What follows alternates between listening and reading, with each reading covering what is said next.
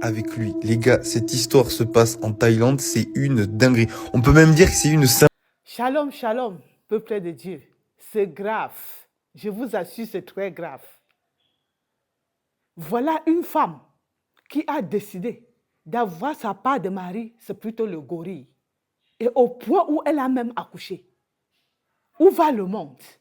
Pourquoi a-t-il tant la colère de Dieu sur nous? Je vais vous faire comprendre. Quand vous avez suivi l'histoire de Noé, là où la terre a été détruite par l'eau, c'est à cause de ce que les fils de Dieu sont descendus. Et ils ont couché avec les fils des êtres humains. Et Dieu a voulu détruire cette race. C'est pour ça qu'il y a eu des déluge. Et aujourd'hui, nous continuons à mener une telle vie. Voilà une femme qu'au lieu de choisir sa part d'homme, il a préféré choisir le gorille. Où va le monde, mon frère? Qu'allons-nous faire? Comment attirons-nous davantage la colère de Dieu sur nous? Nous allons lire dans Lévitique 20, parce qu'il dit le salaire du péché, c'est la mort. Lévitique 20, à partir du 15.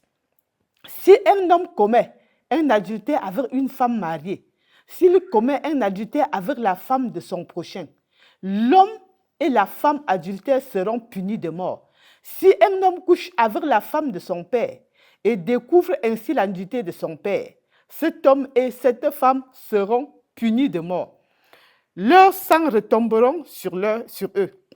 Si un homme couche avec sa belle-fille, ils seront tous deux punis de mort. Ils ont fait une confusion. Leur sang retombera sur eux.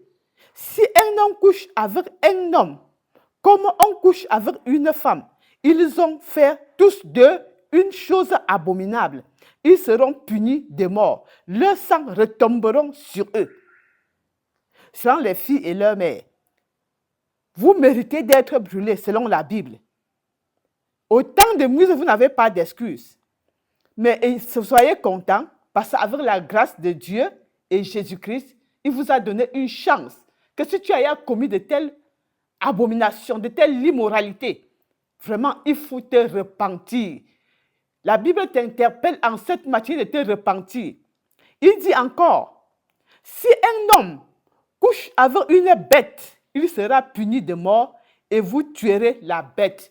Regardez cette vidéo. avec lui. Les gars, cette histoire se passe en Thaïlande, c'est une dinguerie. On peut même dire que c'est une singerie le truc. Alors, il faut savoir que les singes, peu importe l'espèce de singe, ils ont en fait un patrimoine génétique en commun avec nous. Et normalement, le matching entre le patrimoine génétique du coup des singes et des humains n'est pas assez élevé pour pouvoir du coup procréer. Sauf que là, en fait, si Dieu descendait encore aujourd'hui comme au temps de Sodome et Gomorrhe, s'il descendait comme au temps de Noé, qu'allons-nous faire? Mais Jésus-Christ est venu nous apporter la grâce. Toi qui es dans de telles situations, je te demande de te repentir. Tu te même caché parce qu'elle a fait sa part visiblement. Parce que je connais, j'ai suivi beaucoup de témoignages des secteurs qu'on les a donné les conditions de coucher avec les animaux. Cette femme a exposé sa part. Et toi qui vis pour toi caché, Dieu t'interpelle en cette heure. Dieu t'interpelle, mon frère, ma soeur. On ne connaît pas que tu as couché avec un animal. Repends-toi. Demande pardon à Dieu. Parce qu'à l'heure-ci, si la colère de Dieu descend, c'est vrai, ici la mort était physique, mais tu es déjà mort spirituellement. Ne pensez pas que comme tu marchais là, ça veut dire que tu vis. Tu as tué ton âme à cause du péché que tu as commis. Que ça soit avec les bêtes, que ça soit avec les hommes, Dieu t'interpelle en cette heure. Tu as eu la grâce à travers le sang de Jésus versé sur la croix. Sans ça, on devait finir directement avec toi. Mais avec la grâce que Jésus nous a accordée, tu as le privilège, mon frère, ma soeur, de te repentir. Tu as le privilège de revenir à ton Créateur. Parce que quand tu n'agis pas ainsi, tu es en train de servir ton maître. Oui, nous allons lire dans Romains 6, 23. Amen. Suis-moi vraiment attentivement. Ce n'est pas facile. Romains 6, 23. Oui. Romains 6, 23 dit, car le salaire du péché, c'est la mort. Mais le don gratuit de Dieu, c'est la vie éternelle en Jésus-Christ. Dieu ne veut pas ta mort. Il te tend les mains. Parce que son souhait est que tu te repens, mon frère. Son souhait est que tu reviens à toi-même. Et tu sers ton Créateur. Et nous allons lire aussi, toujours Romains 6, 15 à 16. Ne savez-vous pas qu'en vous livrant à quelqu'un comme esclave pour lui obéir, vous êtes esclave de celui à qui vous obéissez? Écoutez bien.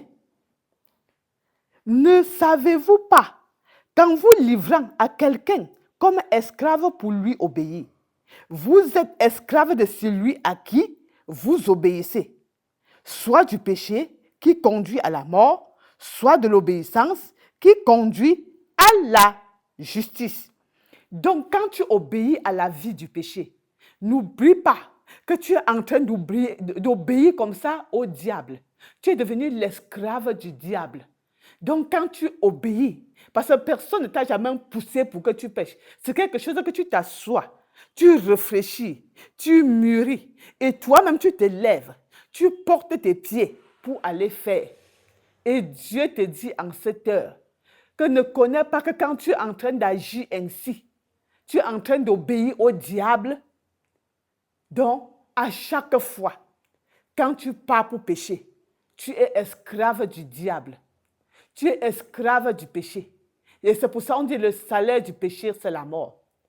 Et à tout moment que tu refuses d'obéir au péché et tu fais ce qui est bien, la Bible dit, soit de l'obéissance qui conduit à la justice. Amen. Nous n'allons pas vraiment tirer encore très long, mais comprenez, Dieu te tend toujours les mains. Il ne souhaite pas la mort du pécheur.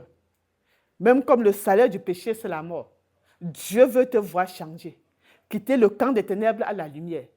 Quitter l'obscurité et marcher comme Dieu veut. Dieu te tend toujours les mains. Arrête de servir le diable. Arrête d'être l'esclave du diable pour finir en enfer avec lui. Mais accepte d'être même l'esclave de la parole de Dieu, de Jésus, et pour finir au paradis. Que le Seigneur te bénisse à travers ce message.